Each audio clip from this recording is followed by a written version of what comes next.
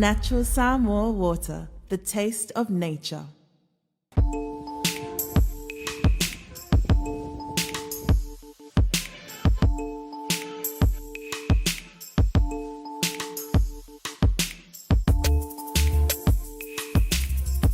Surul uma ole so sa fatela no inai mata upu e winga lava le whaanga ingoino o whainga whaambae tu la fon whaatun tonu tanga wenga teitasi ia ai mai se le whaatulanga ina o mata upu o mtanga wenga whalapo ptonga le malo sa fatela no ina fo i le so tu langa nisi o whainga whaambae fau rodi ma teita inai ngā wenga le tunu le tanga luenga le tata whainga luenga PSC tato Public Service Commission sa fesilingi ai le kapeneta ina ia mai se whamaumaunga lo ia po wheo to o toile to o tele o tangata o whainga luenga le malo whainga luenga i tūlanga company tu moti ia ma whainga luenga i tūlanga o nuu mawhianga mai tu malo e son fata auto maeli potia widi ili al tato pisasi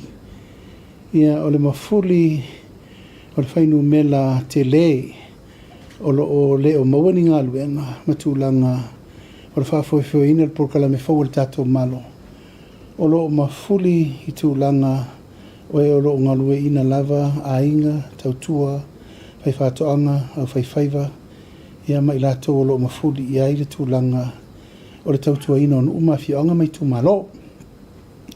Ele ngata ele sa mo mai foi fainu mela fast food mon tupa pasene. O lo afia ia ilato o lo fainga luenga ilalo o le tato malo e se foi fala po tonga tu oti. O no su pasene o lo ta oto ilunga o la tau lava o lo ngalu lue la tau mo la tau foi pisinisi matina e a pela e mafudi anga itulanga o fatoanga nga faiva la fumanu me fa pena o mafuanga o siringia le tato malo tulanga lea ona lewa mafuli le tato malo e avele langolango anga inu mafi anga lima suta situ malo e ngai o tonu e lava i la toula nei le ono su pasene le o mai tawina e ngalue ina ia la tou lava fato anga la tou ati na e o me fang e ma la tou pisini si laiti o i o lo to oto fatasi el tau whainga tato malo mwhainga wha mai e te tauna li lifa i eitu langa o le atina e ina o la tau le wha pefa a mau a tau sao le upo i la tau e le o whainga lwenga ai a tuu le tala o lo o anga i eitu pe mau al tangata la vai it's self-employment no winga le whainga lwenga al tangata i moia i tūlanga lava o le o latina e al tangata la vai i moia alfa moe le na fatulanga tu nei por kalamea le tato miliona tala o le wadi li fai fu nga fatatia al tato malo i fainga fo a fa pe le tato 2 miliona le la fiki nei ya yuni lai ua fatulanga ina le fautuanga le tato malo e ave tonu fon fa vai uma le tunu e fa anganga le tasi te 5 miliona e whaia iati na e ia i tūlanga wati na enga me tonu umari tu malo. Tasi te 5 miliona. O leisi 5 se lau wafe tala, ua whaanganga iri tūlanga. E whaanganga la iati na e la ni o business. Ai tu malo, e tonu mawa iatu pele i tu malo. Commercial site. O lona winga, o i. O lea whatula i ele i tu malo ia lana business. E whawhainga luenga i lava tangata o le i tu malo. Whātaita inga, whare piriki, whare ngausi mea, whare whangu mea whale. Le hale tu inga ati na e mana o le tu malo e whai, a ia whau ati na e komisho. E toi mau mai tu pere i tu malo.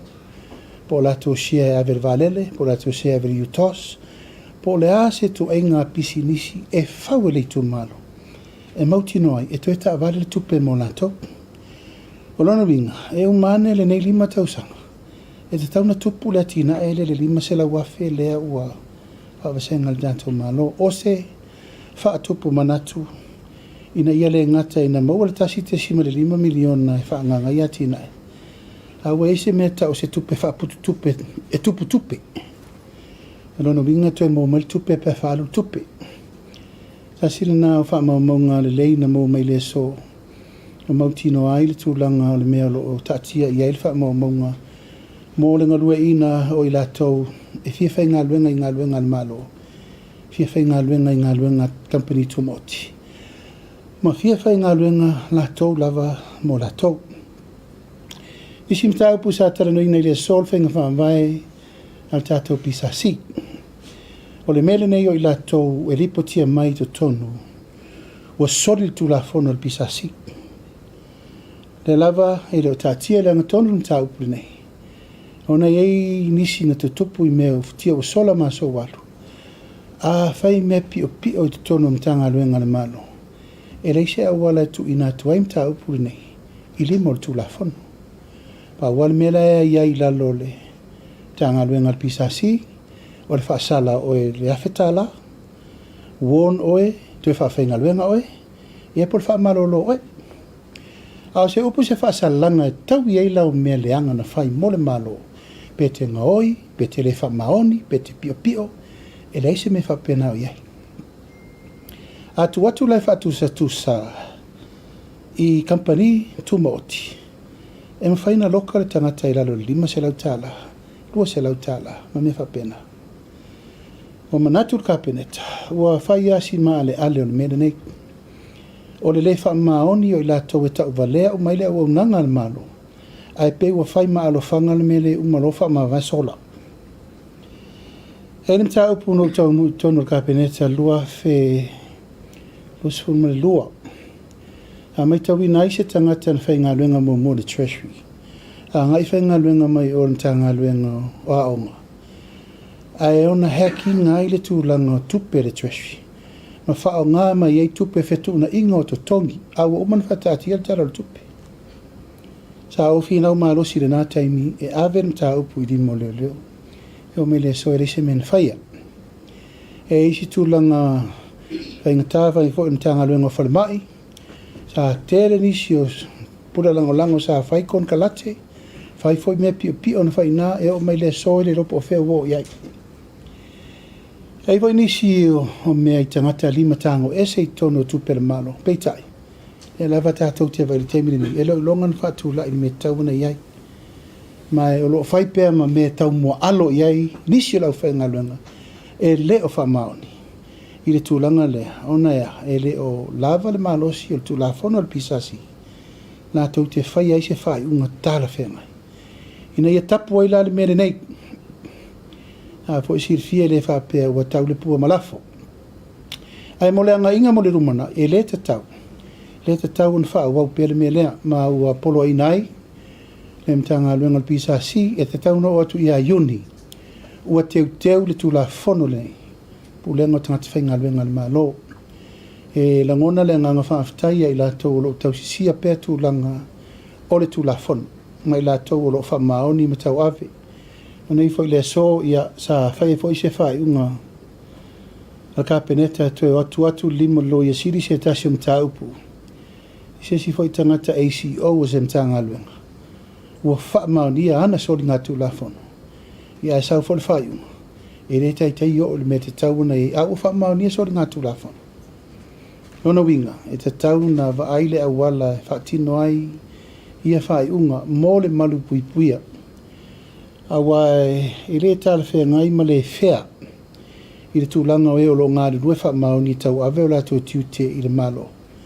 Ia e o lo tata fiti isi ma whaatafulu. Ia ma tūlanga le whamau ni. Ia ai o lo sao whanga pēr mea e te tau na whasao sao mole. Umana I o le tātou komisio tangata whainga luenga le malo. Pasolo pēr tātou ngase pe valu nisi o ngase o lo awinatu malo intia.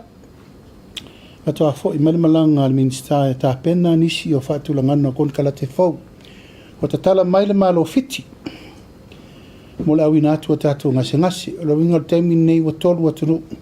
New Sila intia fiti. La foi ua a maile tarisanga le malo saina. Ia, e whatai tai fo la tau fo le ma. O lo I New Sila le aso le nei le fionga le minsta o se fo malaro ina malanga komiti whapitoa. o loo e wa ai si whale mai e se atu nei loo whale mai e sa tātou iei mōmua. Tā pena i fo le aveino nei tātou tangata i whafo. O loo wha mua pēr tātou soi fō maloloina. Ia, mal whanau nau ta inga inisio fōwhonga o man tātou tala noai. A wā le whaale le ia tili o tūlanga lava au unanga tonu o tātou soi fō maloloina. Ia, ua mai ona talalo ia tātou maketi. Tātou maketi savalalo i le malanga mai o le Afioga ile Palemia o le malo New Zealand.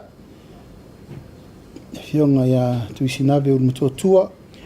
Ma le sona pasia aloa ia el kapeneta ia na lisi o i latou e tauna au wai whaatasi i te tono le tātou maketi mo le teimile nei. I le vaai al malo o se tasi le nei o ati na e wa tauna whaatupu te leina.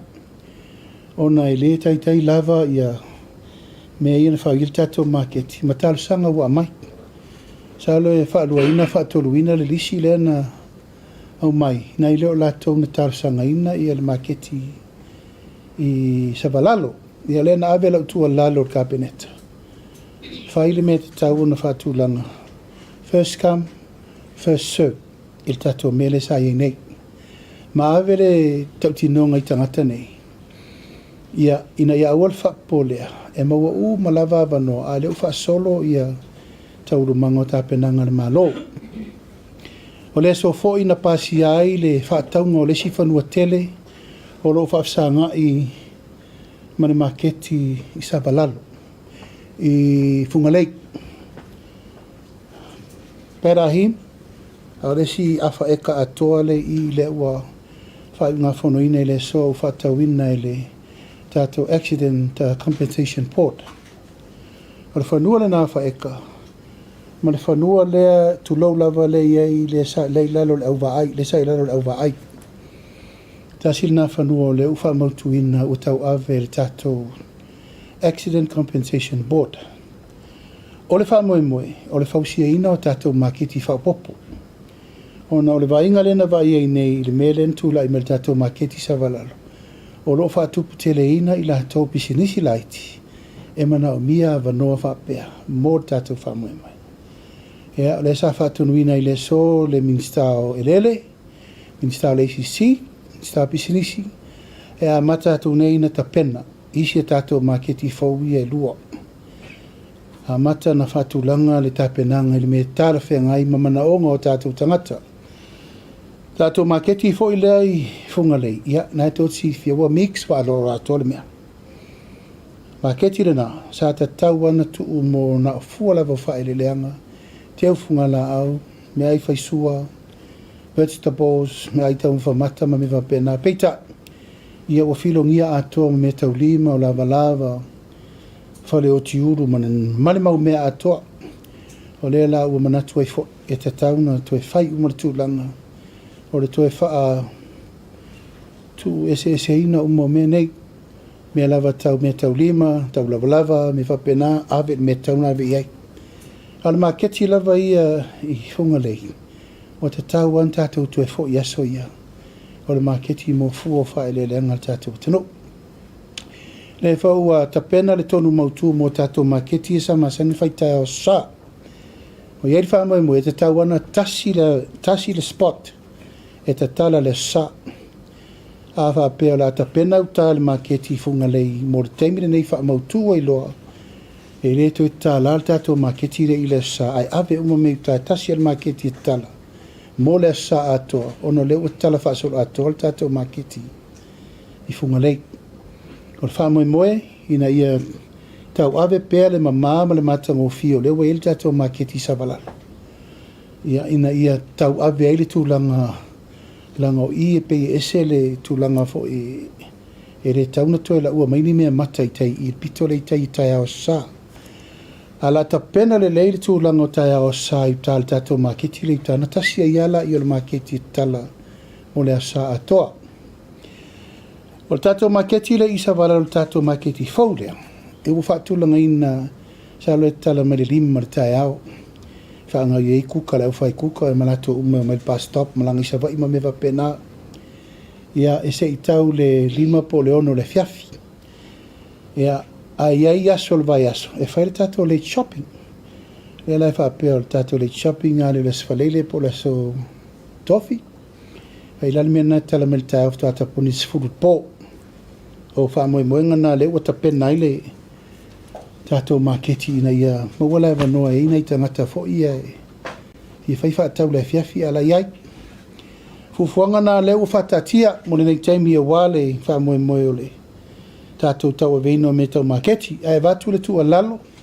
Pa ia malima malo lātou malava e fia maua ni avanoa. A ngā i pia le official Samoa land. Ia le stala lo ngoa ia e lalo le lisi i le tātou Faasalonga. A malulua tu fo i le mau ese o komiti. Ono tūlanga iei nisi o tau sai lalo o tau suafa le lisi. Ia asai mai tau iei ai tā lafu tu ua ele i mū tātou maketi. Ia leo tālu sanga le komiti. Whaavasenga le leipea.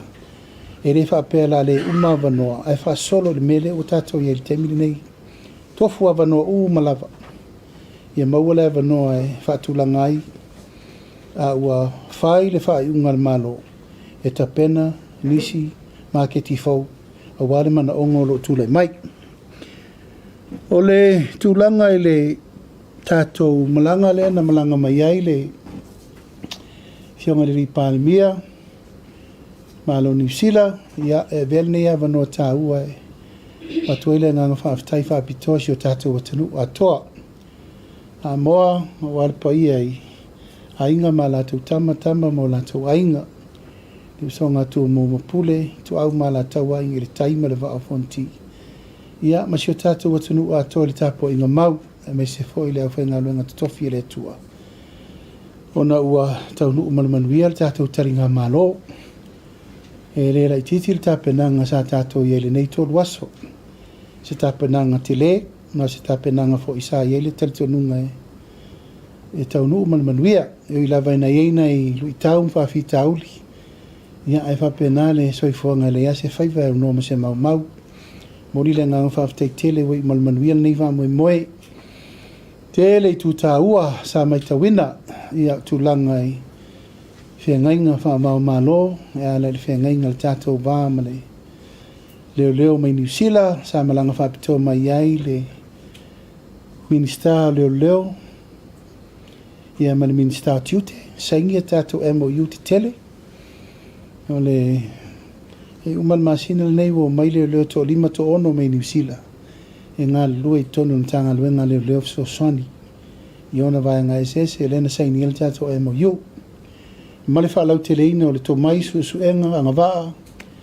Ia mai tū mai tiritiro ai puipuinga o le sanga le mū. Ai mai se le tūlanga o le whalau whasaina.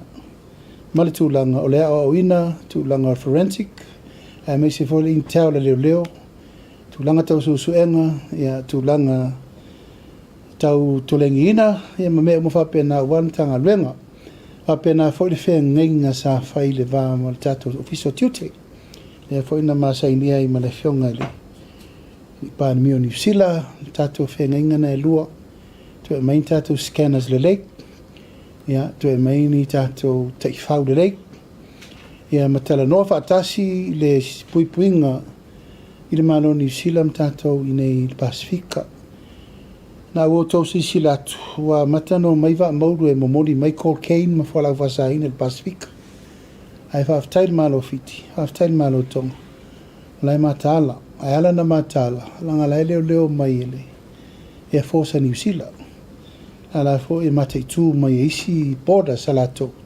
Ia mea nga i mai atato. E whaui mai South America, e mataunu mai e nei, whaui atua i nei Australia ma New Zealand. La voi la pui New Zealand ma Australia. Langa o le channel la tu nei atato mea. Ano winga e taun tato pui ai. Ua tā pena le tato whengainga whaavau malo, tato Treaty of Friendship. Ia, e le lai titi. Au te le loa, ia nei te ua le maua, e le ai sesi atunu o le lalolangi. O iai se whengainga ma New Zealand e pei o le tato whengainga le wha le wole ma New Zealand. I don't know, but I lau mai tau ma lau vai e leise atunu o le Pasifika. O whai ele mea lea ma tātou, leise mea. O nono winga, e le te tau an tātou whata mana i le teimiri nei. O lea ua toi o mai New Zealand ma wawe fo il tāsanga. O tau toi teu teu tātou whenenga lea, te lea mea toi teu teu. Ono su whata usanga, e le iei mani teu teu ngana whai. Ua tele me ututupu le tātou wā, tele me usui o le larolangi. Tele me te tau tātou mana tunatu iei wa tau lon tātou tiro iei. Tātou whewai whaavao le malo, ia pe ona iei le tātou sangan tu sao iei. Ia, o le tātou whaingo whien whewai, nai tau si fia. E maliu rol tangata i New Zealand, e le tā te le whatat. Tā te le tau pure fo. Pe maliu, pe sao whai, pe graduation, pe whai puiponga, celebration, po le alawa. Tau te ho lava. Eo al tangata o vai vai, ta pena tangata eo. Al mera le tupu, ia whain tā tele. Ono tūlanga, ia. E a vea isi tangata sori tūla whono, isi atunu. Ia uta o tuem tātou whapea o le, e tātou te sori tūla whono.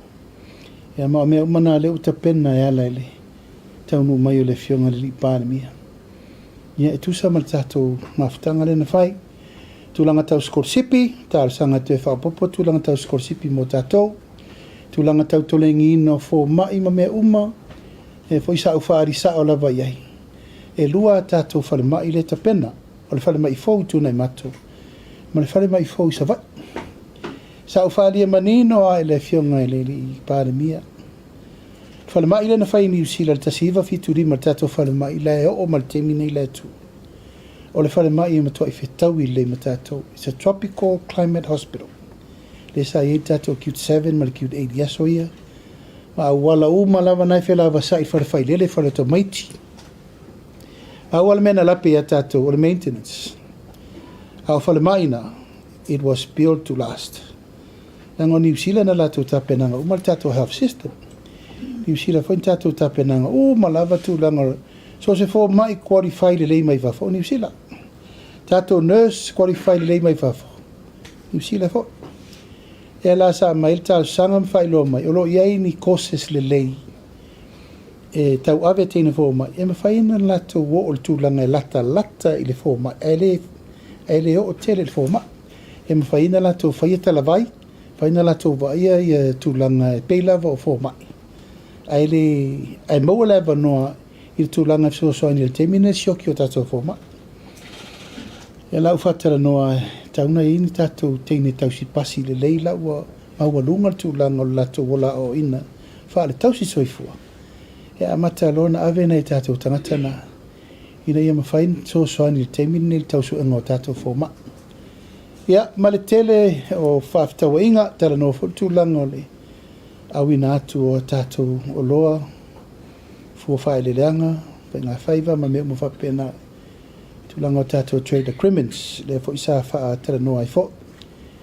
Ia, tūlanga o tātou valele, ia, wa umana tau tino Palemia o New Zealand, ia tātou ti tau mwhaile tātou valele. Ia, e peila wana le New Zealand, Qantas, e Pasifika le, ia tātou. A wa umana o tau tino iei. O le mana onga a Samoa i nei, Samoa lo lala ia turu mamau, whai tātou valele.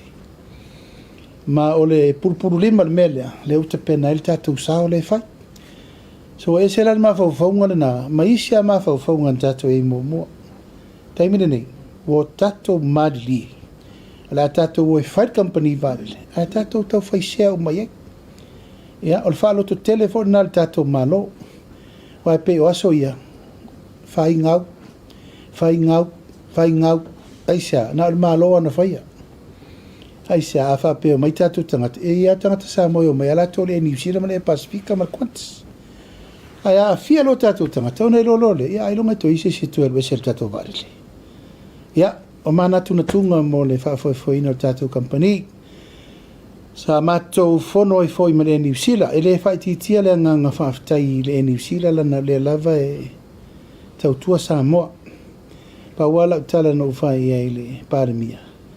Ana whapea lava e tatao e perpa ua pasasi. Ia atonu le to e whaisesi ma whauwhaunga si spito. A le mele tātou te nauna wai. service. It's an available service mo Samoa, Amerika, Hawaii, Australia, New Zealand. O le wha moe au tūre nā mo le tātou tāpenanga. Ia, le so foi, ia na avel whaaftai whaapito al kāpeneta, whaururunga o mtanga luenga le malo, whaururunga o lato le tāpena, le tātou taringa malo, ia, oe na Afia komiti whaapitoa, aftai le tua, ia wa e malamanu ia le tātou taringa malo, ia wa le malanga mai le tātou malo whaaloringia. Ia, therefore nei ava noa moriele nganga whaaftai, tātou whionga Apia.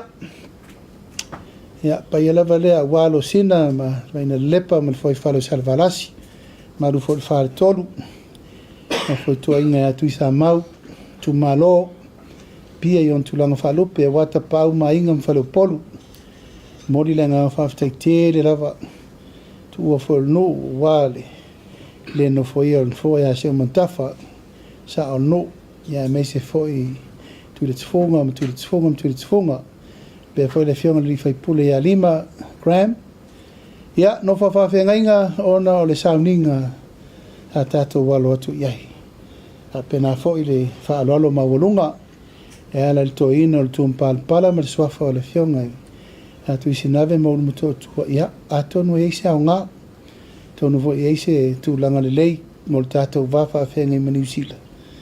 Ia utau nuua i manuia le tātou whamoe me uma. Ia, o le lava e whaasolo le tātou se Laaulialemalietoa Tusitala. O hi rei mōsan se Laaulialemalietoa Tusitala. Ia, pau au lo le whai tupere le mola. Ia, nga tera na money, there's money available everywhere. Ai malo whaaftaile on sai. A malo le whapalpale. E o vai ako ingisi o konga mua le lenga i pasiko e la walu. E wha malo atu lon sai ma le ang papale. Sia matu i tu malo le wha umanei. Ia, via le tua. Nei fo e wha solo tu lava tu lango le. Wha umaina o le tuta ua ese lo u. Ua maua i la tau sano whanofo i le palota. Oka se le ara rofo nei tangata i le mawhau whau. Le rato wai ati tau. Whiri ai sui tau wā. Ia, Elena tia e i tu malo ina umanei. Ai tasi ata i rua palo te vai.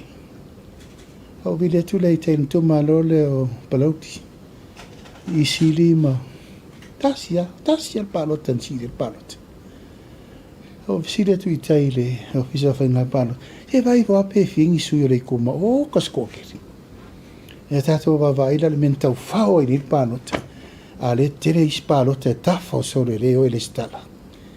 E ili tua ngā. Fa pena vola le palo te lea. A sa fata mo wole na umanei, hallelujah va. Te le sa fata le palo tare na ta mo nei. Uyo lea ta ua le fai mao inga. No wingo lo mana je lo ngai fala ar ku pe fka le skala. Eso i ko ki ora le anga fa pena. Te tona ma auto, ai si le ta ua la wa ya ta. Ia malau si le fa ta ua lo tofi e pa lotta le ia tangata o le tu malo. Ia whaaftai o lewa sei whaai ule nā luenga whitai mo le fuil whaaftai le whiunga li ripule o le tātou whainga pālota. Te le tūlanga wai o mai le so le tumtum watai. Ia se tūlanga silin whataua. Ia ono le whaama ite al tātou malo e mau o mai lātou e re whaina le stala. Ia le tala le nā. Ia ini tā upu tau te whiasau no mai ai. Tātou whaasoa mtala noa. Ia, ona whaawawelo le tātou polkalame, talatu lewa noa. Anoa, sa noa.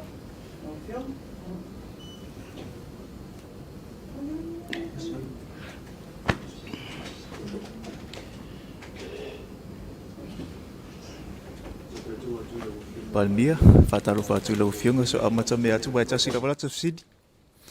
O whiunga i le mta upu muli lava leo i le se Laaulialemalietoa se fulu tā la leua to telefo i tu malo ua whaasafua. Ua manino uma ia tūlanga o taiala sa whaasafua ai. Ai pawala mta upu e fia tuli lua le whamanino ngala o whiunga. O la tofo i o lo nofasala i le wharipuipui. Le whapea ngā wā fui la tū. O la ula si lau fionga, o na pē le umanino, po le atonu wale a wala e mawhai una, e mawhai una maua i la tū nei ia le tupe, pē arusa o ia i la tūwa e ai fui ia te ia la whalpui pui, pē alu ia la tū a inga. Mos whamanidunga lau fionga whamunmuri.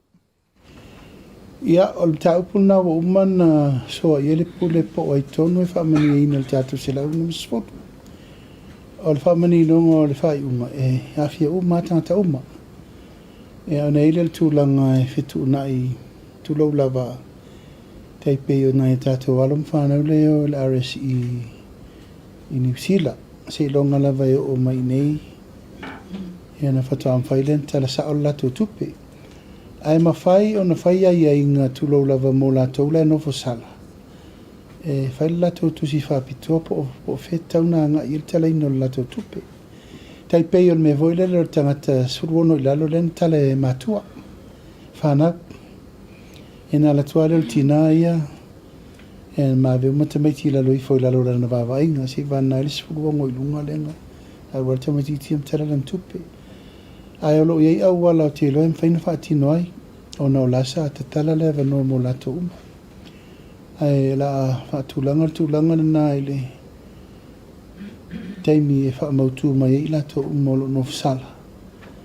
E au na whai ele tūlanga e tala whenga. Il tala ino lato tupe. O manui e lau fionga. Ia o lau se omta upu o le tūlanga e le tātou whainga wōma le whainga paanga ma New Zealand. Le peo na e saunua manino e le ato e se taimi e sila i toi teu wina. Lau fionga. Po le ase sila i e lau fionga ma le tātou mālo pe ato e teu tātou whainga wō wa whaisi leva. Le ua onos full whātau sanga. Ia o le lava e polonga si o tātou watunu u tau mwhainga o le itu tau whemalanga inga i visa. Po le ase sila i ai i le una ia leo New Zealand e alo lofa e au mai se free visa mo tātou e whemalanga i ai lau fionga. Ia, o te loa wa umana whaafonga le New Zealand tātou tarsanga. E mulia ina lo whai atu nei. A lau e luma mea o le Palemia New Zealand tau whai ngā tātou tangata lei o. Ia volo tau whai le fionga e ana e awha. Ia manisi o le tātou atano. Lau e tonu. Ia fwoi na sawasiri i lalo tonga le o tuiono le nto e tāla nei le tātou. Me fwoi leo le abato tātou siteni le nei. La wha upasia. Au la leo mea. O mea umana e afiai. Le afio la tona i benefiti. O alanta li e New Zealand. Ai poloka benefiti. O vaenga mana le la tapena e ave i lalo tātou. Ka moe lea. Ia te au lava ia i le mea leo le tātou whio isa o loto. E afe, salope afe, ono se lau, afe fitu se lau. Tātou tangata lai overstay ai i New Zealand. O le whainu mela na me e te au vasolen te atu nei. Whainu mela le na. E ser popole i New Zealand. Ono le tūlanga le ia tātou le o atu sa o loto. Langala le o le mele tātou tena nau atu ai. O le whio isa o loto. E le o whaingo fie New Zealand i lau wa ai te tala na o Samoa. Ai whaasa o mai atu no o Pasifika. I le wa ai la le me vo i lai fie na wai anai o. I le na o Samoa. O Pasifika. Rono winga a whai e manuia. Whaftai le atua. Whaftai. A o au lawa ia ma lau mai tau. Pau ale me tau. O le mele sa tātou ia yaso ia. A palai nei ale visa maua nei. Ma le tātou multiple entry le sa tātou ia. E te whaatanga i New Zealand mo le. Masina atoa. Pule oi lau waru malau sau. Ai maua lau dua petolo. 14 days. Ato e maua le tātou mena. O te tonu tātou a mataina. Ina ia mawhaina to e lola le mea lea. Tupu al wharewerave o lo. Wa ova ma le masalopo wa ova le lima suru ono suru au tusi lango lango e avi. Sulu mai au le o le oki kangu kai au. Fai pui ponga le vaso le o le whanga mai. Graduation. E umma mena ele i toe mawhaina whaafai ngō fie. A o lau mau ma le tausinionga. Ona o le free visa. E toso mo le Pasifika atoa. E Laaulialemalietoa. I lau fo I vai tau le fai tau vai leina o le saunoanga le Palemia. E le fai ngofia fai unga New Zealand fai. E fai ngofia ona. I le na o tātou la overstay alai o. Tele isi atunu le Pasifika tala mo tonga. I to fiti tātou maisi fo I atunu o. To tele isi tangata fo I lai overstay ai o. Ai ono le tātou na nau atu lava le tātou tweeti. E le woa tātou, we are now family. What is family? O nā le walu reina walu atua I le fionga e. Tuisi nave moru mito atua. You know, a tātou ope ono whai atu. O tele lope isi si atu nu o Pasifika. O isi tweeti m tātou. A lea lai walu atua I le mena na ai awha petupu. O umano o whailau tau tinonga I le Palemia. We have a responsibility to do ourselves. A whapela e o tātou tangata. E I fo I le mea ngā luenga le malo. Ia sa iri kangakangi. I koe fo I markeimi leo ai. A whape whakanga. Whaftai. Nā leo mi whakangai. Vai aso, rua vai aso. But we have a responsibility. A ova man rua vai aso. Kau koe whafoi. Wale wawean koe ka pungi ere mea.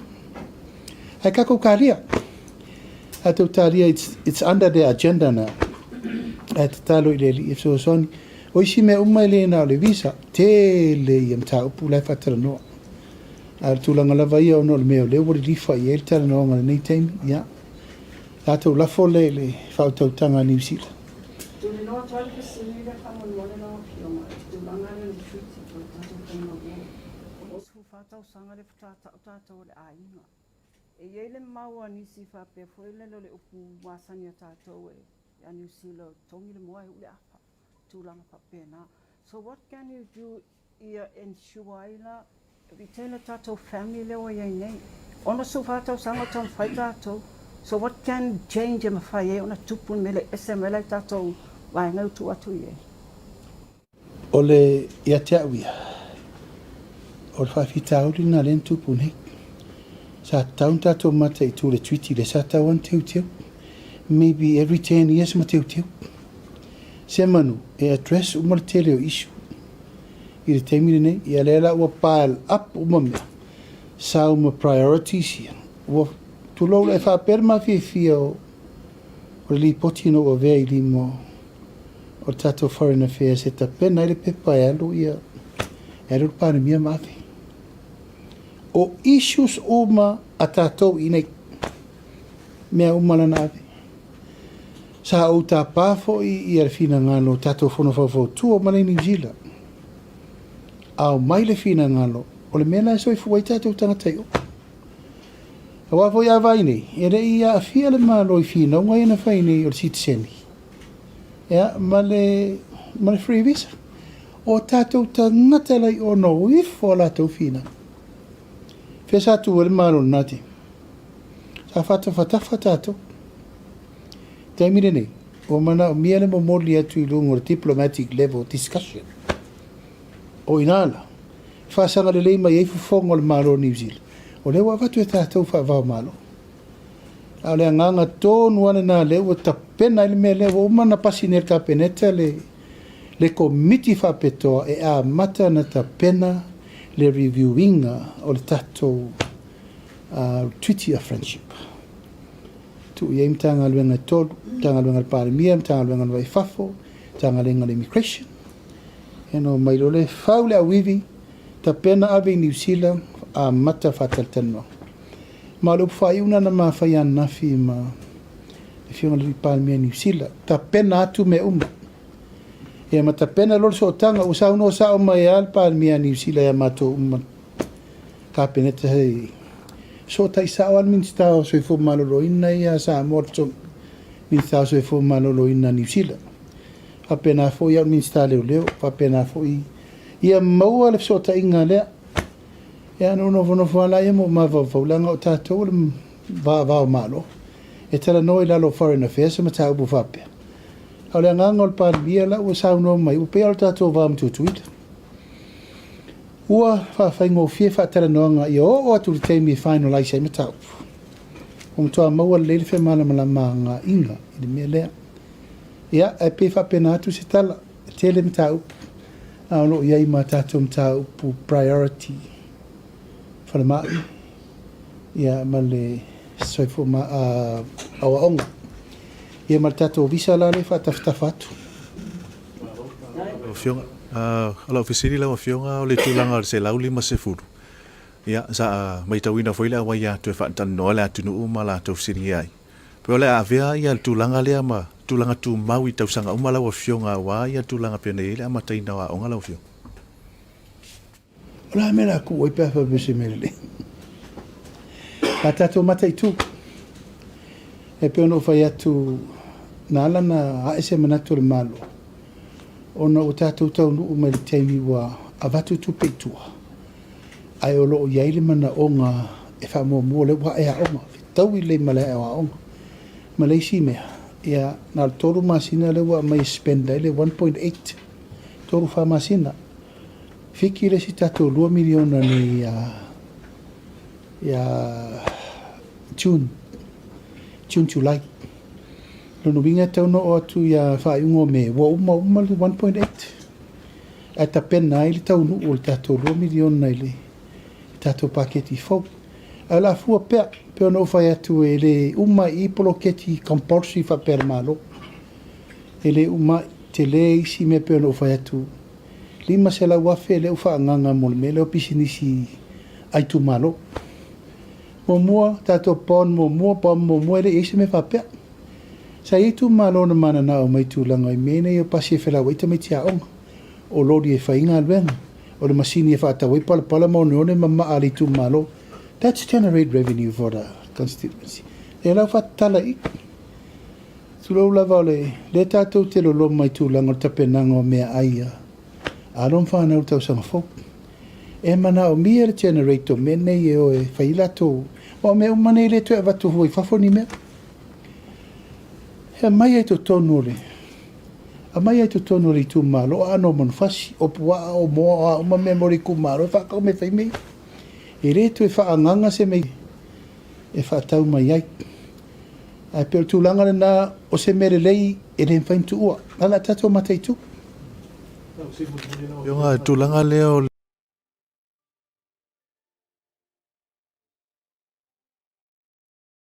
no fuanga le tua i le tatela wa fionga. Le sa sua ina sa fufo ina mo le marketi.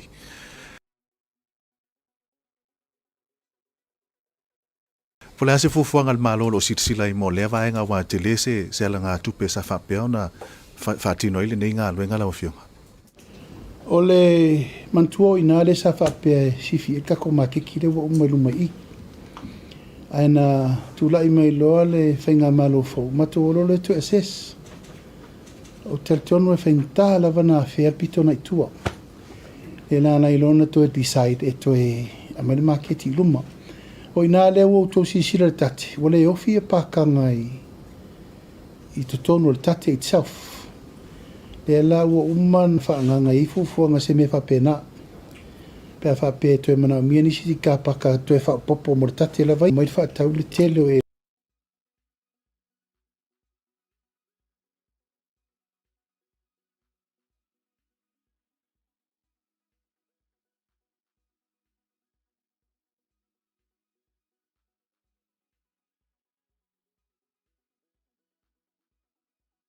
Le o taulanga. Sai o le taua le e alu nei Amerika ma Iran ma Israel. O le fesili. Pe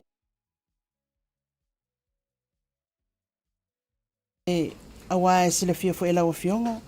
O a ia fianga o le taua le ilunga o atunu o lalang. Ia a fia tangata o ngā luenga o le food supply na umalawa o le soau. O Samoa la ia i lau fesili. O le ase plan. Fata atia le malo wa i el taimile nei.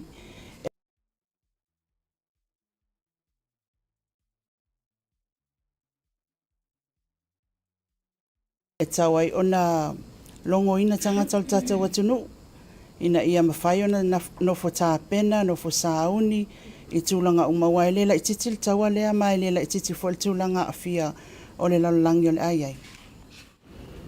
Ia, sa ave le whaatonu ngā kāpeneta I mta ngā luenga umala wale malo ta pena mai ia tātou fufuanga lo mau. Lea lana teipola nei lumo tātou kāpeneta. Mua a mai le tūlanga lo i le tātou malo I te tono le ono masina. Tarun tūla I whainga malo fau. Leo tau nu. E voi sa tātou tere noa le lava ia so. Ma whainu mela ai tālafu. Tupe maua. Foreign Reserve. GDP. Leo tau nu len tu whai tātou beso len te atu nei.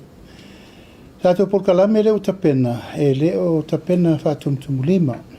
O le tau ala e alu. E o mai ngalu I nei. E le whapele o mai nei. Food supply. Petroleum supply. O me uma le tātou te whalango lango I le tātou import. O me nāne la tātou vai. Mua e o runga tau o supply o me faufale, ma mea na e le mwhain tātou alafia. Ai sea, o mea le tātou te whalango lango I o imports. Al me tā ua lava I te mine nei le sa tātou whai ai pēa le una I le nei. Ia, e awana I sioki tātou me tau mafa. Tātou waira le te mine nei, o a me tau mafa mai whafo le tātou te whalango lango I.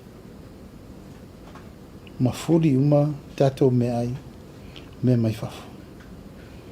Nono wing, le lava una I atu tātou, mea lava lo te pese ai. Whai lava tātou mea anu. O a mea mwhain tātou tāpenanga I nei, ano manufasi. Ia tūlanga fo o whang. E masani anu whatuai. Whai lava moa, whai lava pua, o povi, o mamoe, o a umati nae. E le tātou le toi alofia tātou rei rol me topu. Ia tātou vai I ngā te whale ma mea o mea nā le taun tātou tiutilo I e. Ma e le te taun tātou whatamala tauan tātou tapena. Le tūtau swau, o umano o tārsanga ia New Zealand soani mai pe a te ia o tātou whale tonu. O le tāpena le whono whabitoa I le vai aso le nei, o umano to fia le fionga I le Schmidt Palemia atu e lupe e teitei whono I le vā o le Treasury, ma tātou Petroleum Supply, PPS. Ina ia wani tātou whale tonu tūlanga o suau mō tātou. E whaise fo I le tātou wafi mōli, ma me ma le tau te alua le temi. Tau tātou tāpena. Ma e le lai titi tātou tāpena ngana mene nā. Ia a whapea fo e whale tonu tātou supply le temi ni. Ia tātou apa ia New Zealand, e o fo I tutuila. A te rau whatamala e tutuila langa le whatamala Amerika e tutuila. Ma tua fo tātou unleaded lena mua introduce mai Samoa. Tutuila na lau mai. Te mantua Alfred Hunt. He was the first person nana mai le unleaded le tātou mai tutuila. E no wingala, le lava tātou te tāpena I tūlanga o tātou suau, ma me wapena. Au tārsanga vo I le fionga I le Palemia. Ono tūlanga o pensini o valele. E wa pe ma mafa me umale New Zealand ma me e sa wala wa I valele mo tankas ki kele. Just in case it happens. A leo po pipi tātou tārsanga New Zealand.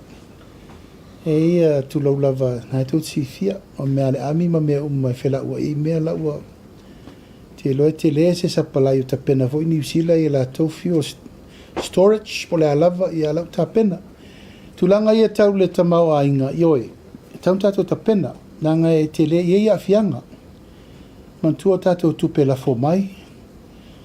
Tātou tupe lo wha nganga mai fo. Mea lo wha tangata mai fafo. Yeah, Afia New Zealand ma Australia, Afia fo tātou. So we expect the change. We expect le whetuna inga. Mo tātou la vaia. Tau tātou tāpena. Me fo le avatu I lava wha malu si au. Me siri ma le tāua. Le wai tupe I tu malo. Ia Afia lola I tapena me umal me tau tapena e. Ina ia wana I tātou tōlia. Lau fionga la psilo na lua o le matanga o fia ia o lau saunanga o whaafonga fo I le tātou atunu o ia me se fo I o le au Faasalalau lalangi I le Leuatea noanga ma le Palemia o New Zealand.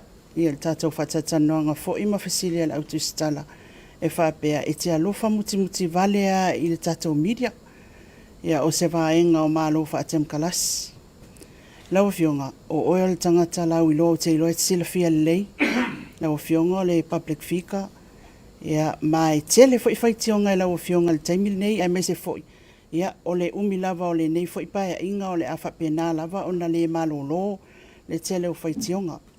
I le mata upu ma le Samoa Observer pe e tu atu ai whaapea se Fesili ea ele i tawhane le whinangalo lau fionga le tūlanga lea pe a mai tau o lewa e saunoa o tūlanga tonua ia o malo whaatem kalasi i le mātou fo i tū vai. La se tō whai lau fionga. O lairo e lo observer me whai.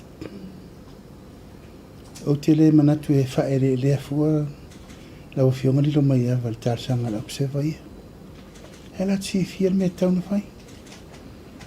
Ioe, a lea tau whasoso atu le tele o me se le ai whai. Io mai le so le ai whai. E le o fua se tapu. O la manau e la o te whaaloalo atu. Ai le mawhau mai lava. Let's be fair. Let's be very fair. Ioe, le ai tau whasoso. Io sa mo le tātou te iei. Al whare vera, tu lau lava. O politicise le pepa. Upu sa o alena. Taimi o sano malifa. I respect the man. A tusi le tusi a sano malifa yaso ia. E sau male o ngata ua sau. Taimi le nei. Wale kea tangata la tia tusi. A sau a fasioti o i lan defamation. Fai even if it's right or wrong. E fai fai mal mauti no. Fa tau tar tau vale. A waso ia le mena le ino apa tu per mele. Tu loula. Wale tu tusa le ma fau le tangata na fau le va. E me tangata fau le vele va. Le a iei au wale fa iei mea. Awe vei o maltaoni. Fa tau tu tu ma. E reise se fa tau tu le malo. O le malo sa moa e va aia tangata u. E la va fena oso se alofa e fia vai atua. Ina le ma fau al me le vai. Te musu e fatu sa tala langa le te ua le vali. Pa whenga iei. Ele o fua se tapu. Le tai. Le ta tia ele. O fisa o le reo upunu fai. O atu a sori lo ufonu. O kaka fai am kuara ia ni ma fau. Ko e fai si upu ilunga atu. O mere sao ma le tar whenga. Le no fula whenga luenga le maru. Le ai se fatu e se tasi. O la tu faula vape. Ai fa fe o to. Fa fe o to ia to te sava vari rungo le leinga. Ma tō wamana ia le tārsanga atu le malo. Ia mai a ingo tātou tala ma upu i e whai. Ia e tātia whapea. Ai lai loa lava e. Taun whai mele tārsanga le observa le la te loa e la tō me taun whai. Observa olo uwa ai le tūlanga whai le peona e sau noa ia ia laksen. O i tū ia o le o malo whaatem kalasi. A tau wa aine le moni o lau tala le whai atu. Na tau wala au ma ia te au ina walo loma le whai ngā wālote. Wala au ma mātou tō. Tu le epa, fie me, ma, na tau iai uma. O aina Apia. Na oha ua na Apia. Oha una. O te amana ia o tau. Wa iai sa utala na lau ai se o tō e wha valvalea stofu siri whai mai. Hei se upu. Awa upu na lafo ia oto. Lafo. El mela lea. Ele teimi. Ele teimi se longa te vaai atu a ngai maile mea wai lol me taun whai. Ele toa whai ila ia. A voi ava nova ia o martemi nel tato media council. O whela asuru ia o teite el mano. Ele se media council. Awa o man whatula ngature mea ngai ai tau pulengo me vapeni. Ia na sa o loto ala ia pule le tangata. Ai tatia mai. O langa whailele wa lewa mai atu fo il saufa i laksen wa ngai New Zealand ia il tūlanga o toi foi. E le o malolo e le tele o tala o le fia. Si le fia foi i le tātou o tunu o le mea o mea umana tutupu. O le tūlanga fo ile le pe ona tai watu le press release le official malo i le tūlanga lea i le porkalame pe ona ta ua. Ua e over excited le porkalame wa la i ona whaile tala ia pe o le tūlanga lava ia o lea sa tala sanga mai lakse no fea le sa wa o le tai au fo ilea. E tele ia o tala nao o mai fo i le media la tau.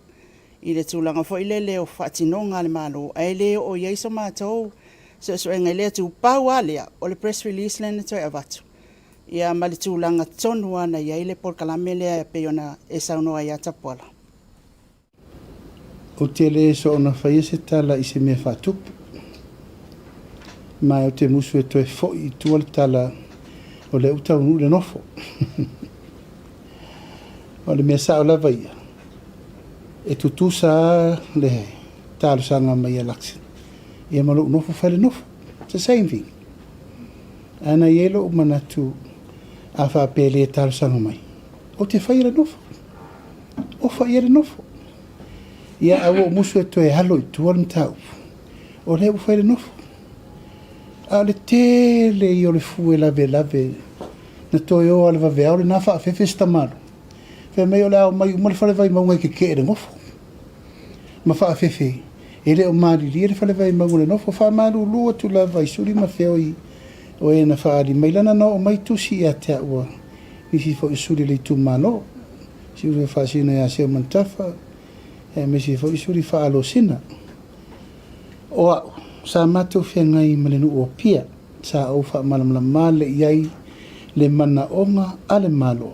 Ono tūlanga o lesa, ta i whetala noa inga. O te amana ia la lato tūlanga te te ana i le nofo. Pa wale mea no tue wala au i le tū malo. Ia tū le tufunga, ia ma le whaipule. O le ale tūlanga sa o le mta upu. Ona e whapea tato mea, e le ia nino fo te te le whapea le pisa whapea. E ia ia tūlanga o te te. E tau te soa le pule. O whea la e li lifa iai le lautele o le langolango. Ia le mele nai whai. Ia, ai e se fol tātou porkiki ne. E se fol porkiki le e whai mai niusira. Wa lau saufo i whaasolo atoa ia sui o isi vanga whau whai. E re mana na o tupu le mele. Ona le la whaalo alo Samoa. Mane maro Samoa. Ia laksan. Ia, o le wawea wale nā ua taunu mai nei. Ai o maritala e te au. Ua popole laks e le whaataunu ina lana nofu. Ona uwhai mai e to o varu se lau wafe tangata ia la o mai sorte te. O le mai tau la si pare mio New Zealand. O se mea e mata ngalo na sau e whai lana nofu. Ia e ariari ni winga whapea te te enisi lana nofu. E ano whamalo si ale i tailwa veao na una ua longoa. E le whaao le tato Foreign Affairs. Whatu le whaatari. O tato upu e le whaierungo ke fongi. O le ampasa ni New Zealand, o le haikomsina New Zealand, o maitala no. E pe ono o whai atu. Pe talasanga mai laksa ni la upu le na whai. Pe le talasanga mai fo, o whai, o le mea tasi. It's the same thing. Pau ale mea no u manatu ai. A le tau nu ure nofo a le pare mio New Zealand. O la te lele a fianga le tatou wafa a whenga i rono winga. O le whaatau nuina le moni o tatou upo o tatou lai. I au i o leno o atu lava le tai au whaadi mailo nā tunga lunga le mea tonu le tsau no iei. O whatu ia le leik. A whaapea o le e te atu ngaru o na whaapea o se talo sanga nā mai. Le a whainga e mwhaino o si tau langa mo whapea atu. O a uno o whai atu. Ono lo manatu. Sa iri malo whaatau no. Whaafotupu, o leo tā pena tātou. Ia, o le sacrifice nā no whai. Au te roa la where lei fwoi tala i lunga, le te sau no mai, whapea mai o lau tala na whai, alo se mena mana o i New Zealand. Tā si ala tangata e mori mauri mena, o mātou le sai i mem tupu. Ai wa o manatu, whai ia o mo staulanga, tu ia leo san tarsang, au tātou nofo. E le lau tātou la wofo. Awa tau nu o tatou sa fa. Ia te au lava la ia o mana e wha mama le avenga isto ina marana matau. I ono le alanga mai o e whewhewhi i le upu lea. Nei te uwha o ngale matai. A whair free visa. sio ke ofa ona ese foi le mele ka kiki mai isi pa ki la ngiusir il mele stoin e no fatu le ya o te poli le la tau ia le upule o au le o fa perto afio mai o le ma li mai le fio ngo pia e faila fa foto pu mal fa foto le vale e elena ma failona tato fa solo lo fa tau no o fa si silanga na langa la fo o le si va ngol au mafia matala o te tau tala se ira men nan tu e o tau tala tu bia fai fo ia mo sta langa na me ina ia saul tato va ia le wo yo le nawo manino sa mga refema te tai tulang ng tao kulay tulang ng sema mata to tai ay banana to ta tia ka film ta kulay manino yo mo mar malama ko ay ay si ta to si ta o kala lo ti sa mo le refema ta ya ma para sema ka wata to si to ta to si man o la wala sa ina fiong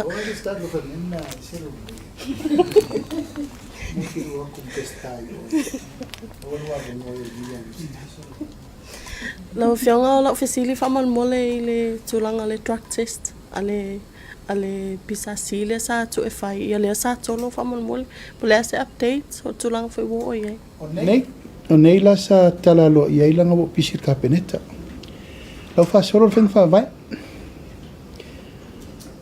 ele tu eta fietato la vou pasir paketi le strose fa solo ai ala fa solo ya tu sayo na lo fianga le minister le mtanga lo leo e ole so le sa lonchai foi le la to peo se ta ia la foi ole tau le drug test pem fayo na e sa no lo fianga tau fa manino e wa mo ila vale sa o le press release fa pertania fa mol lo fio pem fayo na e sa no to no iva henga o tau la ia ta ia la le fa mol tayala ia tu sale mal tayala al pisasi fa malusia tu langa ta kala fa saina policy le foto ta pena uma policy entanga le ai pe ia la mo al mele tato pisasi lango ifa fenga lengo mai tato eu vou lá matou ele se le test a só fai pura lo paro ka testa ko e negative ko fenga ya tato mo foi tau ana tato tu te tau tu langa na au leo la vaia o na wa launch nei sa tau no ia langa sa fer kapenet o le seu facili o le tato marketi ia wa lo mai ona tala lo ia e pe o le tu facili la vaia ni so le malo le tu no o pe le wo o le tapunia la vai pe ona i tai o nei pla so fina ngalo po e se tu langa o tau fata o tole o mafua yo na le tala ina mo lato ia me se foi le tu langa len sau no ai lau fionga e lato ia tal sangatu ia faunga ina il market pole mea o tangata tuai lava le sai ai le o tu sta sanga po o tangata fo lau fai pisinisi le o le a me se lava lato le pesa movie o tai funga le fata tali il market fo fa mon mo tia mata tai on tala ta pasini pe pa kapeneta ela e oni hilo mo tangata lau fa mani inga lisi enta pena lolo lisi fataltal e pena o faiatu le fatau nei le tato malo le sisi le si fanua le afaek fafsa ngai le kalanga perahim e mava ai lau ta pena ele uma vano ele tulanga o ia e per tulanga le na te lo lava ele ia se si ele mana uma tangata uma au lau wa e taun fa mo ila tau sa tulo lava sa afia fa tasi le mu na tau na wa leva na tau tuaina le tunu i keke pua ampan keke ma me umana e ma lau fa tau lava le sai tonu le tato agriculture store tuai ia e murfa le tato makitire ni sai lo fionga lo ufesili mun muli ole tato se lau lima Tusitala ole lewa tali manino lo fionga i la toi no fosala ai mo fa na no fotono le SVSG ola le fa nga solongo la to e avisa ola vatino to pe le SVSG fa mon mo tala no vai atu ole se lauli mas fulu o su fata usanga ilalo le alu tina tala ia tupe tamaiti SVHSTS o le sa fetu na i le sa fa longo tu tautu i sa fata luam sa fata tas o le va faleta la tasin faleta lua po fe pa u yaile ile tsela di masfulu alae te lo ave sa i di motomiti wa to te lo tomiti la i tauna ave sa i di mo wa o isi tomiti la i o la tomatuana fa yel tu langole fa o ngali Oi fo manuela o fionga alo lon sa o la ofisili fa mod mole la o fionga o no Leuatea ile ia stato Feiloaiga le vai asolente ia ona safia ngai foi ia la o fionga e me se kabineta mal fontanga palmeni o le la folia sa fa atu e la o fionga fa mod mole fa sanga ile taitai o le tuangai o le sui taitai ia e me se foi o le Feilau tusi o le tule fia fisili atu ai la o fionga o no le sa nginga la saunoanga e au fia ai ma ofisa Faasalalau e valu ile la folia sa tu atu ile palemeni fo ile fatino so suenga ia mai se fo ile ofisa lo ia sili male mtanga luenga leo e ma fai ona fa manino mai la o fionga fa molmole ia po ai ofisa Faasalalau e valu fa molmole la o fionga o no telefo ie o tu ofisili ia ai pe o le avano leile silingi ai la o fionga fa molmole ia te loele to tau fa mtala ina le Nimta upu o mo voi no forsi e tono il palemeni ia tele temi de mafa fa wai o mi se temi e la titi temi lima tausanga chau pa inga fode nei ono fitu masino mafa fa fai tau fai tu talo tono e fu stap e mone la e o al tai awarina ia sa manatu se tae o e mawaini mawhauwhau ngore lei ia maltulanga lava leo le mawhau peita ua wasua malia lava le mele nei o le tula i mai lava whai ha upu matala o a tato mele tula i tula whono la iti tula whono tu mau i le vāo le whaipule le vāo le tau singo le mamalu ma le tau alo tula whono o la lau tau whafonga la lau tau whafonga atu i tonu le mota ya pe na le sa nei na manatu o tau na failo e le te tau na tu fau wa Apia o lava temi o ma volo ta pusa ono sa o te rei ropo la le si tala la tu e fai o mal fale atu o mal fale tangata o mal fale ainga o mal fale uso o le ropo la le si me la fai lo la manu manunga pe no fai tu se le fai me nei fa pe se pui so mamalo po so tau lo po so tamari anga le ai o au le o tai de malo o au o tai o le tunu i le taimire nei la sa to fa fonga i le pare mi o le to tunu atu lai mainta ngata fa pene i la launi upu ia te fa mata ana o sesi o to le sa fa i no fo e to te la vata tari nei upu le lima tau sanga o fai ia fo i fo pe o to because you are not wearing my shoes to te le lore o ona ti ngā me le whaingita i re ngata ia tea lo tu malo si o wainga si o whanau o ai si o whanau la mene I don't leave my family alone ana me le to te vai atu i nau to vai e mo mua pa i le whana la sa to fa fonfongo en fento tatali upona pe fa pe o to ia to te fa fonfongo atu ai au lo lava tu le matainga o au te le malo I have to protect integrity o lo tu langa fa palemia le na le lo ma fu no ta palemia tu langa lava ia fa tu la fono e ave fo vitalai ai sia o laile fo fo vitalai le tu la fono e pui ai le mamado le palemia i le va fa fenga o tangata o la to lu itawina sori ngatu la fono fa palemia o le malusi anga le fonga fetelai tu sa le leia mal malusi anga Famsin City Court of Parliament power and privilege laile a aul fonga fetelai en fonga fetelai nga local ngaka ena ma fon felang sa kingi lai I le vare na i le sopo atu le pule a un malpono whātonu. I le speaker. Le nā leini whainta ofi te langa o whalifono leitai. That's the Court of Parliament. E whai ia inga ma whainta whaile mena, ele whango whetala. Talu mailta siva o no sfuru na wha vai tu la whono. Ele ilo te lotea, leifo ima se teu ngata sin whai.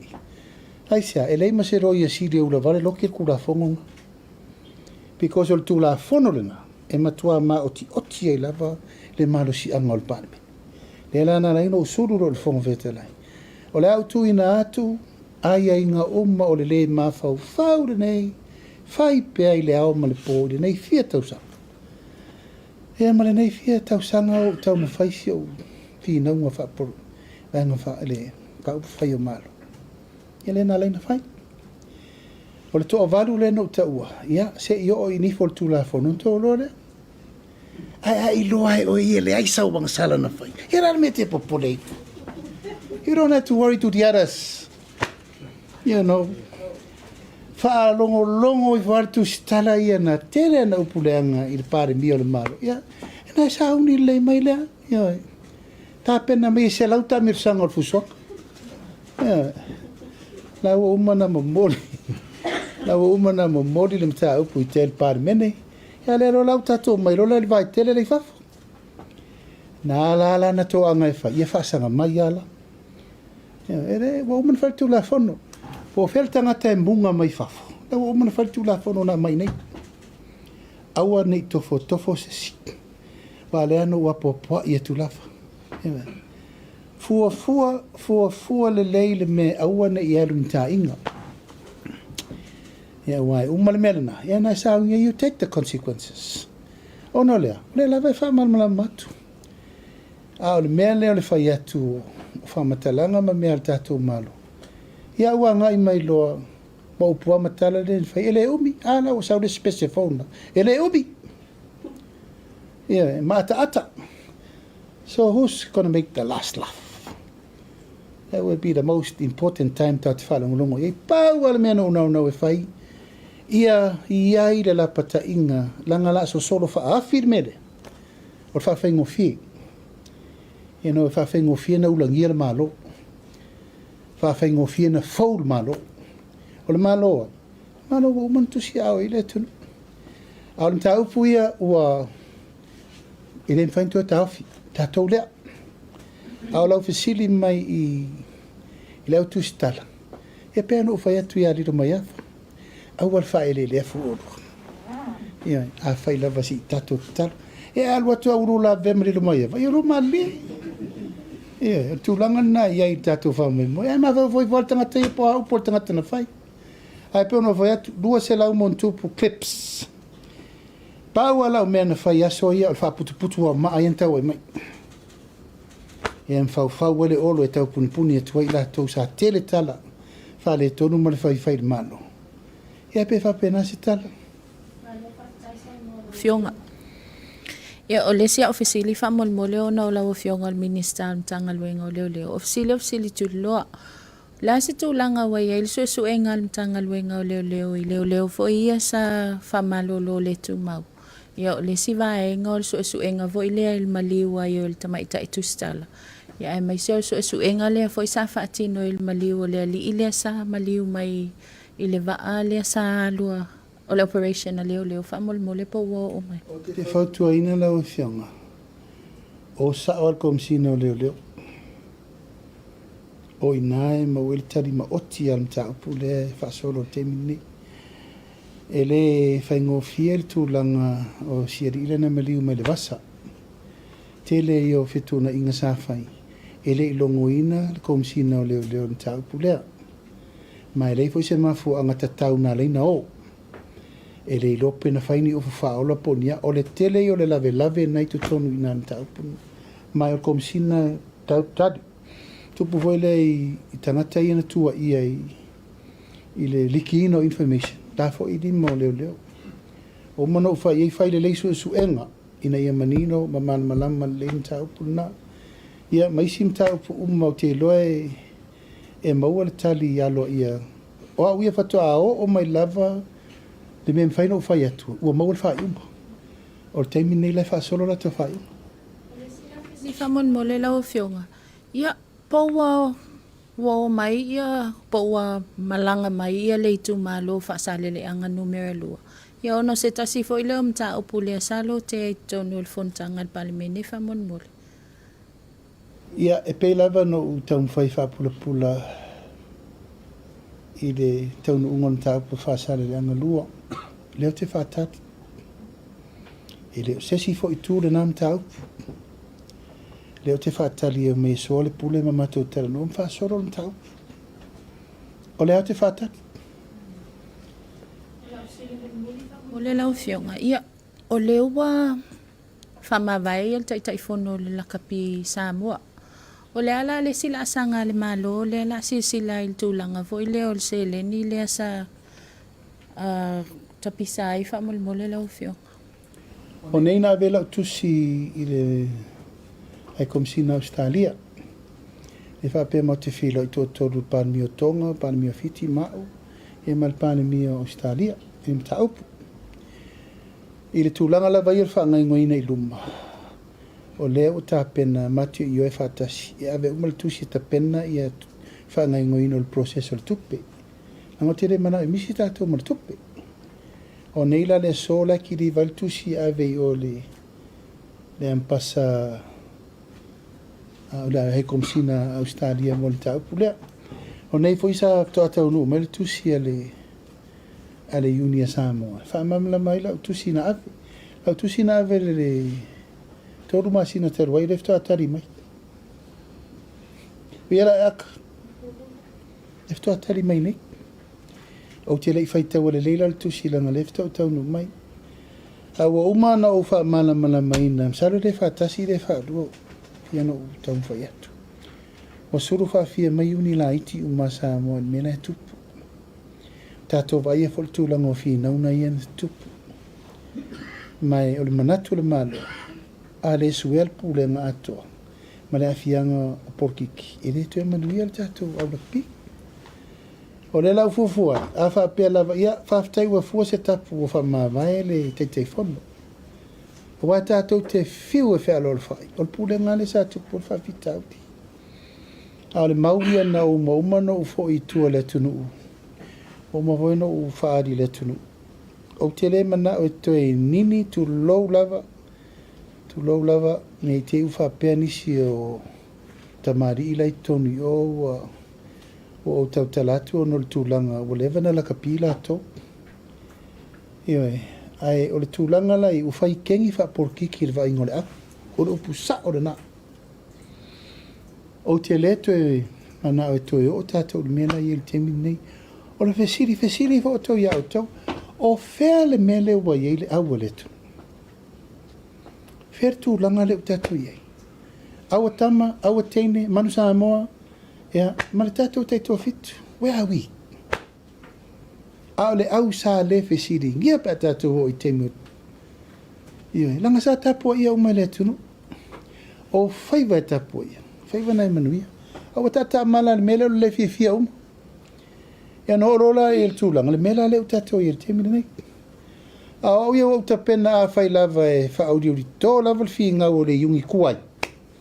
O ta pena le yungi fau e whai. Mai paulo le awala, o te manatu, e start fresh o mai tātou la kapi. O na vai mai lo leo lango ma Samoa lo langi ato. O tātou me fauda lao e to la lango ina i manuia le. Whamai mo o tātou la kapi. A le nganga la vaia, o avela o tusi i le asosi a le auliki a Australia le no mai mato fono. Ua le lei, le atapa le lato fina ngana, wal fautuanga na no mai fe mai etea. Fatua lewa no whaatali se i tapena atu le tali e Samoa. E lau tapena le tātou tali lana a venei. Whaatara nor tupe. A umana mai le tupe i limo le malo. Fifiri leo le malo. Le ma pulenga fau e anga i e. Ia, mata o tonu le meo lo. Ia fina ngā lo le. Le tunu. Ia. E se si fsiri ke fau. Ia Maria pesta sei whakanga mai le se furu fesiri re. Lau fionga malielo fina ngalo. Leo wo.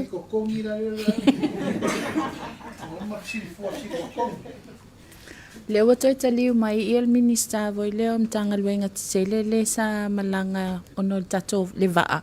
O le foi bo umana sa no la fionga le vaa ile au nga le vaa le sa tu e le sa fata o le spa.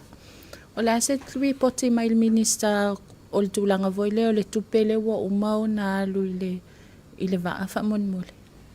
O le vaa e faita o le fono fa bitoa au lo yasili o le Afioga ile Palemia ma le board. Ona iloa ila I o le sila sanga. Ai o le vaa e te le fo I lava le lave o fai ungan tatou le faia. Te le e la tau whaine so le pure lana ova ma luasfu mo tupu miliona tatou tupe. E re mwhaila na tia I wha per tupe. Tau na fua le malo le awala te whaola le tupe lea. A ua mai ne le whainga malo I tutonu o atu wa ai siaki. E re saunga le mure wa ai le wa Upolu sa vai. E tali te onunga tulou lava. Te re ropo o whena wha vai ai le awala na whai ai tulango o marine assessment safety. E la tau whatau nu. E pau awala le tuli matai le malo. Wha uma lele ngā luenga. Ia e vaise si awala pe toe whatau le waa polasi si me whai. Ia toe whaola ma tupe le malo au tae au e whai le whono wha pitoa ma le board. Wha asoa lau pule imta au ono masina le fta o mai tonu malo. Ai o mai whaisi lave iai ia inga. E le I whatau nuina. Na mafu ai o na whetu una I whapere mea ua. Ia ele mwhaintia ia e luas furu mo tupo miliona la. Tau wha ele tulu. Ia, whaftai atu. Ia man malu tātou au Tusitala. Tātou Feiloaiga furi nei aso ile. No whamananga le leo le atua. Ai whaftai atu mo loutou wavanoa. Ma le tātou whasoa furi nei aso. Nā whaise mea ua le mwhaina tali atu. Ia ele umal whai aso le ri. Te whaputu nei sto fisiri se luas furu wafe mo tātou por kalamene. Vai aso fau. Ia mana ia tātou taranofi fia I. Whasoa, ai ei ni mea tau te fia malamalama I. Fisiri mai o ruma. Ai leanga vori paka kua mai ko post maka kupa e pe fōringa mai kau kere kalangoa. Se kako kalangoa malamalama. Ona whenau tō fisiri mai I le mwhaino talia se tō fisiri. O te tau mawhai lava e tali atu ma lava noa. I le mea lea pel melen sau no mai nei I le lilo mai ava. O te whaalolo atu. Ma lo tali tununga e whapena fo le tausi o le tātou ma malu tātou tala noa. Te ava noa so stein. Al tu langa ma le wha mui mui whaftei tele mo o tau lo o tau wafi o mai mtala mai ao tātou whasoi vai so uma. Mo le atual whaftei tele tāpua I mai sa mo le nei aso. Tātou tāpua ia whaiva nei vai aso e me se fol nei aso le tātou ona pongi. O le ato e loas 5 minute ia le whaipura le tātou fono talo. Tala lo ia I fo le tātou talo talonga mo nei vai aso. Ma le wha mui tai le tātou soi fo manuia. Ia awale tātou por kalame mo le vai aso fau. Tātou tala lo whaia I le atua soi fua. So ni mai whaiva lo filima o wale tātou ngā luenga. A marulua tu foi. Ia se upo la vale ma le tau tamali. Lau whaafonga mai tātou au Tusitala e me se foi le mai monga le atunu. Ia tātou la fua inu le aina e fōtua il tāu malama. Se si tātou talanga fau. Amanu i tele whaaftai foi a pesta ma tātou ofisa. Me se tātou press secretarial i wale tātou whaamui mai. Manu te leina le ne whiawhi Samoa lo tele atu soi fō mai manuia.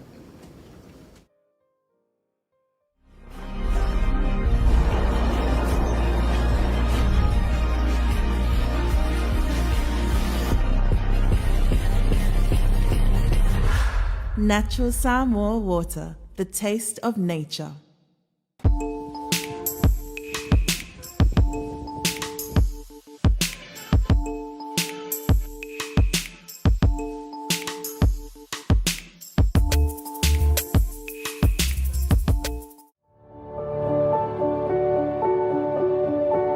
Unwind your busy day with a cup of royalty. Royalty, complete satisfaction with every sip.